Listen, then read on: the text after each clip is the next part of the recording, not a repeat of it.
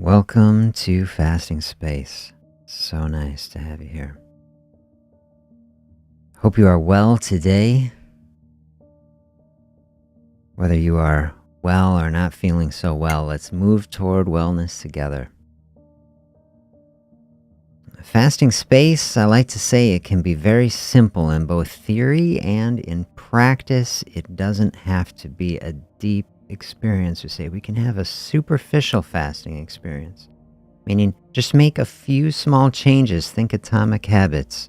Break things down into very small steps. Open up a little bit more space without food. Might mean delaying a meal, decreasing some snacking, just opening up some windows without food so we can replace it with something else from energy within. Fasting space, we're trying to release and awaken energy within ourselves in a way that benefits our body and life, in a way that helps us to flow through obstacles of all kinds that we have on a journey toward greater wellness. And if that's all a fasting space ever is, and it made your life a little bit better, I would say bless it, and that is fantastic. And if fasting even isn't for you, but the ideas of it, maybe you don't practice it, but you say, I like the ideas. Also beautiful. Nothing required, no rules, only things that serve us and things that don't.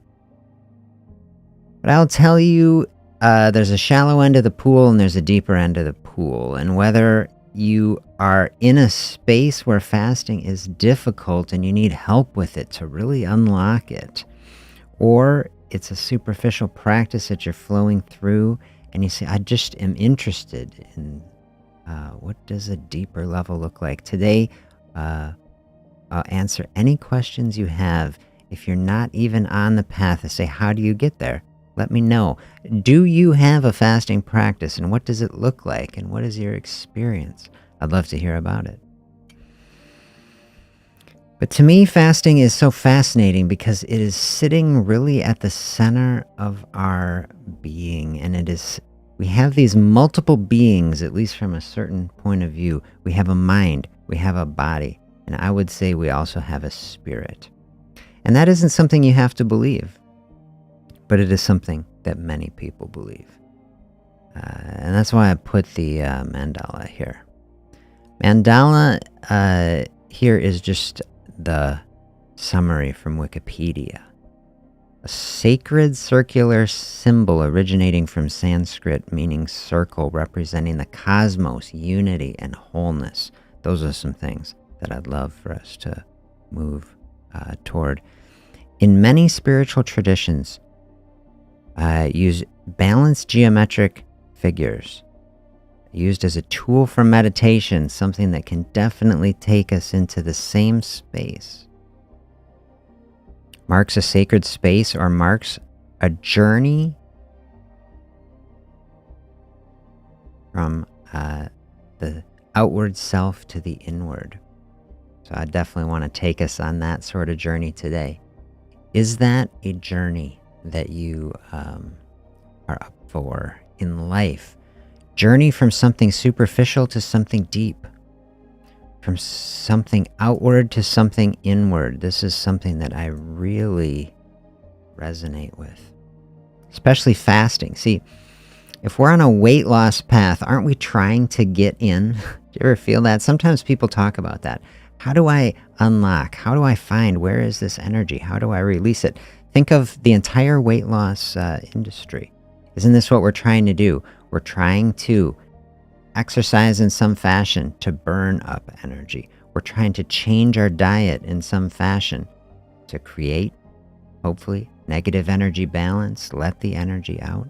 Maybe we're taking medications for the purpose of trying to get into that space.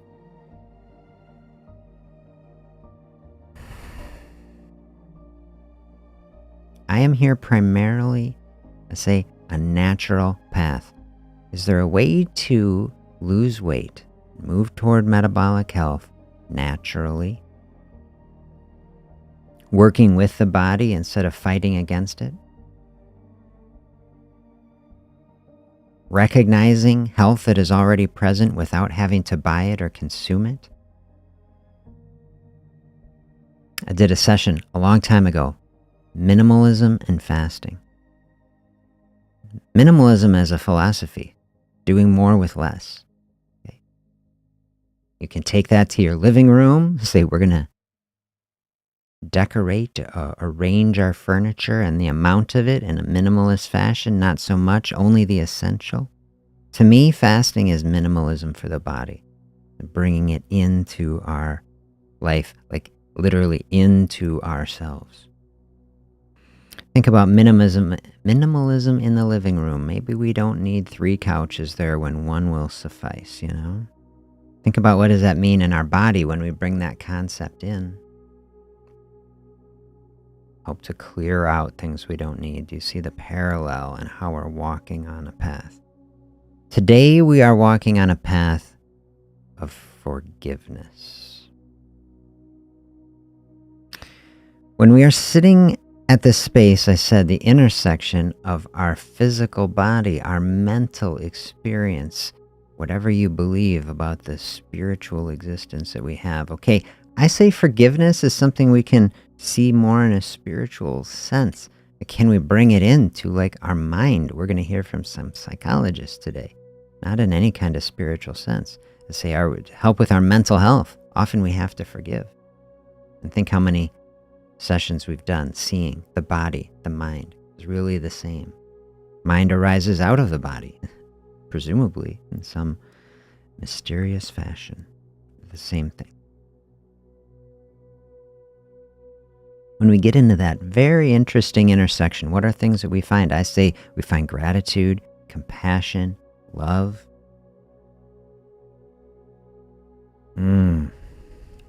Such good things. Such good things that can give us nourishment. Talk about fasting. You say, oh, we're not eating. Are we not getting nourishment? We are a type of being, a type of person who needs more nourishment than just calories, okay? We're not just talking macronutrients here. People say how much protein and how much carbs and how much fat, okay? How much gratitude, okay? How much compassion?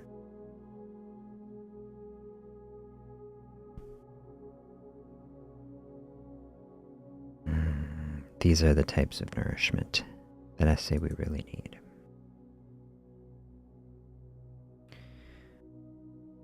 Maria's here. Good morning. How are you? I hope you are so well today.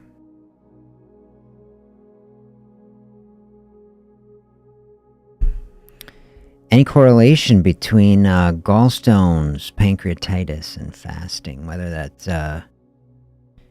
I'm not aware of anything big. Not anything big is coming to my radar. Anytime that we are moving into fasting space, you can have interactions with literally any medical process because the fasting space present in every cell in our body, helping us flip over that metabolic switch into an entirely different metabolism. And also eating, especially eating a lot of fatty things, getting the gallbladder going, bile, of course, helping us digest those fats. People who have gallstones, you might feel that real fatty meal, might get that gallbladder squeezing. Does that increase the probability of some nasty stone blocking up the ducts, causing pancreatitis? I'm not, in my mind, I'd be happy to learn more. I'm not aware of a mechanism when we are fasting. It's like we are shutting that whole process down, at least for that period of time, going to decrease the acute probability of anything going wrong in that system. And then we're giving us space to clear out excess things we don't need. I mean, I'm not aware. I've never explored a mechanism. Can fasting help intervene, actually, and stop these processes? It leads to health and repair and cleansing in the body. Something that could be explored. It would be fascinating to think about. And someone who is potentiated to forming stones and things of various problems, would fasting even be beneficial? I don't know. I'm just speculating. Same thing with other things like kidney stones and all these things. Very highly connected to what we eat. And I would say the things we want to do, we want to connect in all of these beautiful wellness practices, the healthy food, balanced in a way that is working for us in our specific medical situation. Of course, talk with your medical team about that would be if you are having some problem like stone formation. Okay, look at this quote that I found. I want to center our thinking with this quote from Eckhart Tolle. Emotion arises at the place where mind and body meet. It is the body's reaction to your mind, or you might say, a reflection of your mind in the body. And I really loved this quote for sure, because it's like really trying to take us into this space where I'm saying today. So emotion, like if weight loss path, if a path toward better health, if change of any kind was easy, or if we were just like a robot, like some kind of android, then we say we just type in the program and we can just do it, right? But isn't it the case that when we change and when we get into a different situation, emotions can inspire us, they can carry us on, but they can also be difficult. And isn't that what makes change complicated, that it's emotional? Especially when we get into changing how we eat, what we eat, when we eat, all of these things, right? We see that hunger is a physical state in the body. It's also an emotion, right? So you start trying to fast. You try to say, I'm going to approach a totally different realm here. It's like a realm without food where we're leaning in and trusting the body. Okay, that is an emotional space. And as a human being, when we get into an emotional space, do you find this to be the case? You bring up one emotion, it can bring up another. Often under one emotion, there are layers of emotion under it.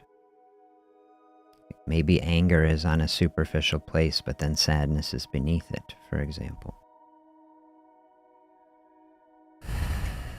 Maybe there are emotions just under the surface, like anxiety is there. Maybe we cover over it with eating. Or depression is there, discouragement, resentment. These things can lie just under the surface. So often when we are eating, say this is like a drug, it is giving us some peace and contentment, helping us to flow through a space. It's kind of keeping the lid on the emotional space. Now we start opening up some fasting, like we were saying at the beginning. It's getting in toward that center of the being now. We're removing the distractions. Food isn't coming in, just like a meditation space coming to the same place. Move away other distractions. Phone is off, notifications gone, schedule is clear. Going to try to just sit and build a relationship with myself, right? With ourselves, right?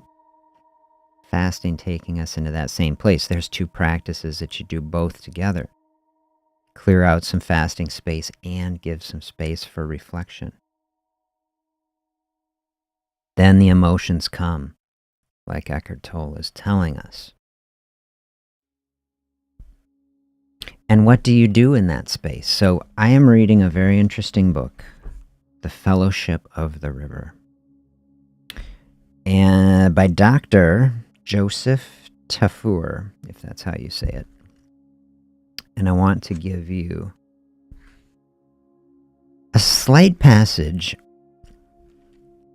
to frame our thinking on forgiveness today, because I really do believe that forgiveness and a pathway toward that, both for ourselves, maybe most importantly, and for other people, incredibly powerful process to move toward health. If you are feeling stuck in a health path, worth it to take some time, I say, and reflect. Is there a space where forgiveness is needed for myself or for someone else? And have you ever done that? Or have you experienced forgiveness from someone or towards someone where it felt like a weight that was weighing you down is actually released? And is that however you believe that. Is that in your mind? Is it actually in the body? We've done a lot of thinking that trauma and darkness and difficulty that we experience in life is actually stored in some fashion in the body, that it can weigh us down. If we're on a weight loss path, we say we're literally trying to be lighter in our physical body. All right? How about the emotional body? Is there heaviness that needs to be released? And does that actually, because mind and body the same, do these concepts actually help propel us on? I really think they can. I want people feeling lighter, being lighter in our spirit, in our whole being. Here is what Dr. Tafur says about forgiveness. I've come to see and more fully appreciate the healing power of forgiveness.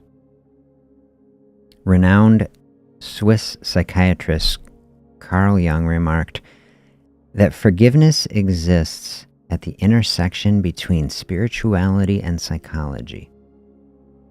It's there helping to bridge spirituality and science. It's both a mystical process fundamental to many traditions and a psychological process vital to overcoming guilt.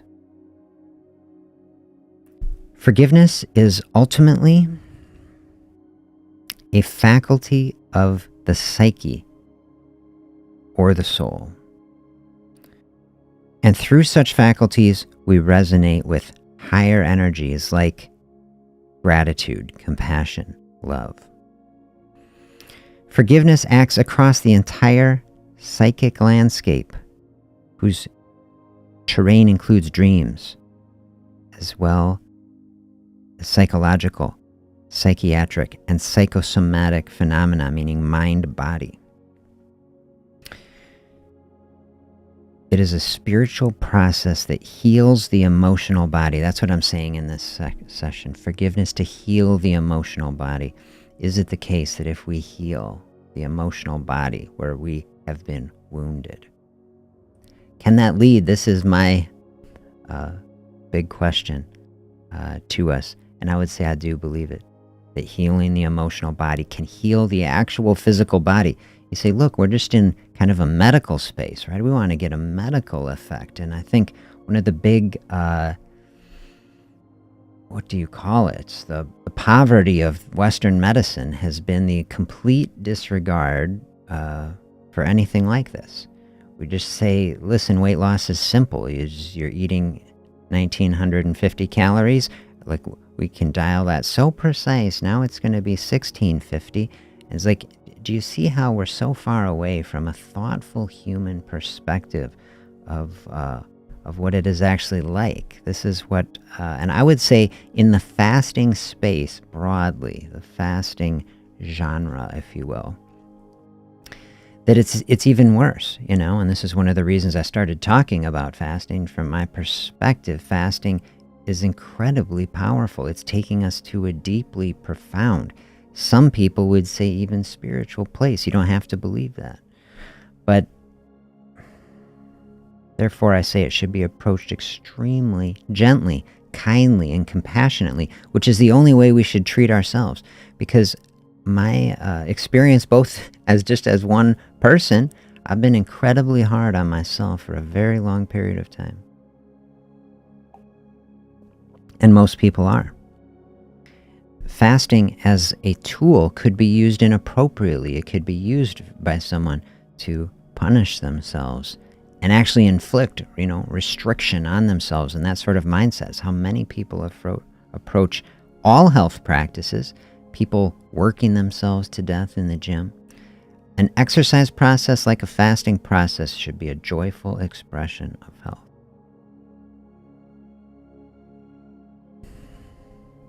Okay, do you have a relationship with yourself like that is joyful and positive? And are you approaching a fasting space through a space of openness, positivity, joy, and forgiveness?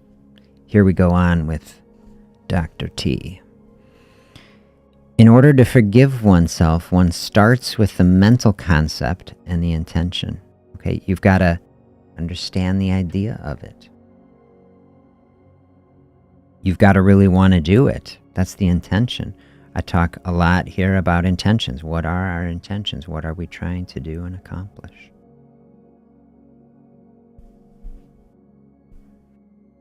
You think about it and you try to do it. You try to forgive. But nothing happens, he says, until you feel it. This is moving it from the idea and the intention into the emotional body. Maybe that is a practice. Maybe that takes time, no doubt. Once you feel it in your emotional being, in your heart and your soul, then something begins to shift. You release and you accept. Forgiveness is a spiritual process that heals us emotionally.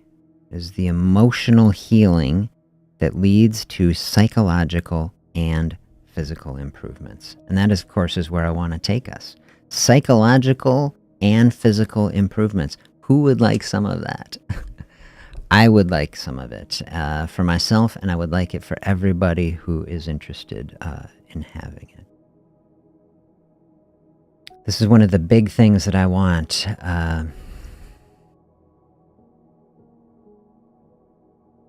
Marie says, definitely feel relief in the body when I forgive. Yeah. This is, another intersection that we're finding where we're like really getting into the connection, mind and body, our total being, we can think the thoughts that we have, they just exist in our mind, but then we can see they exist in the body too. Like if we can really start to see that, then we can start to really move in a very powerful direction of health and healing, in my view, that is looking at our total being and our total experience. And we aren't just living in a land of numbers where we say the only thing that matters is like, did I have an extra quarter of a sweet potato or not? And it's like we're hitting the spreadsheets and these things, which, there is a place for under some circumstances in my weight loss counseling practice. If someone has a mind for it, I'll have someone do a spreadsheet and we can track that. It's not that doesn't matter. It's just that it's part of it.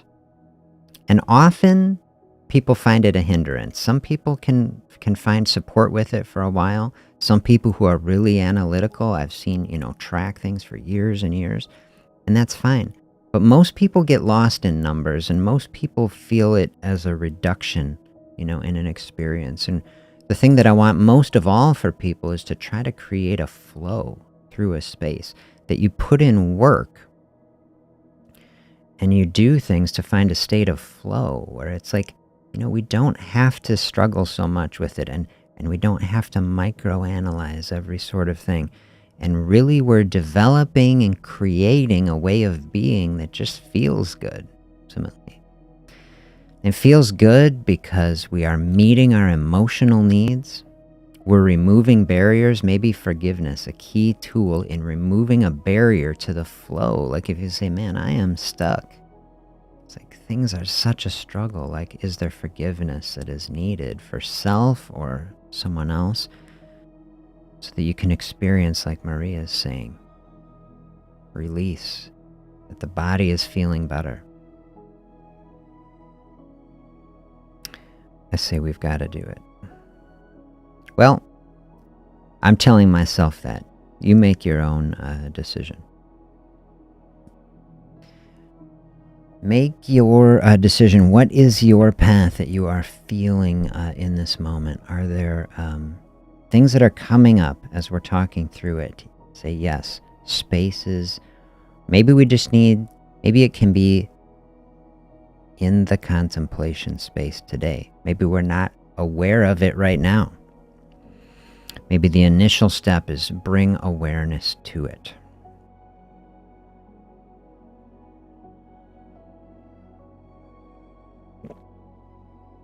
Are there areas where you're being hard on yourself? Are there regrets and things that you have? Have you had difficult experiences? The weight loss space is full of, difficult experiences. To say, we have tried so many things and we have had a history where it has been marked by something that didn't work, and then try again, build up the stamina, right? And try again. Okay.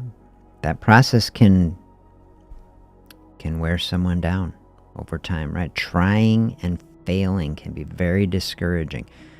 I want to help people reframe what we see as a failure is a process of learning. These are all steps up our journey. We're all on a journey up the mountain.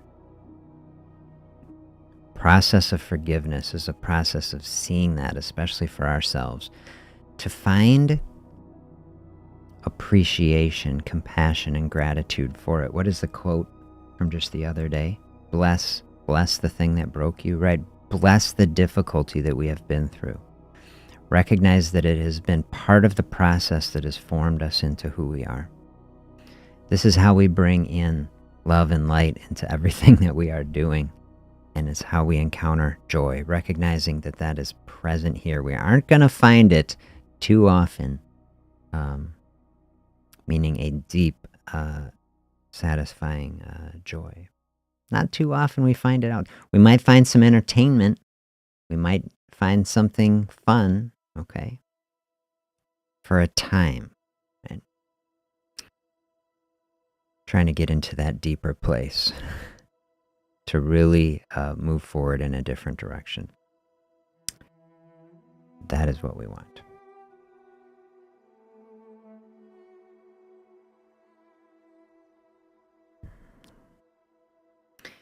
My thoughts of the day on forgiveness. Do some good thinking on this today. I think an extremely deep topic can be. And if it is feeling too deep, say recognizing, hey, grace for yourself in every direction, okay? Just say you've been exposed to it. If you listen, let it percolate in the thoughts. If you have the time to do it, making it an intention in a meditation space. And as part of some other intentions, as you say, my broader intentions, stepping toward health, wholeness, wellness, weight loss, metabolic healing, okay? Weave this in as a thread with the other thoughts as you're moving toward it. And a lot of times what happens in a space like that, right, think of all the thinking we've done, all the emotional processes that are running in the background. We're trying to move toward weight loss and better health. Give the brain, all of our being, working processes in the background. And we want to give space to let that run. When you open up a space and all these things kind of working through there, like yeast is working through the dough, right? To let it rise. What you find a lot of times in a space, sometimes a thought will be coming up.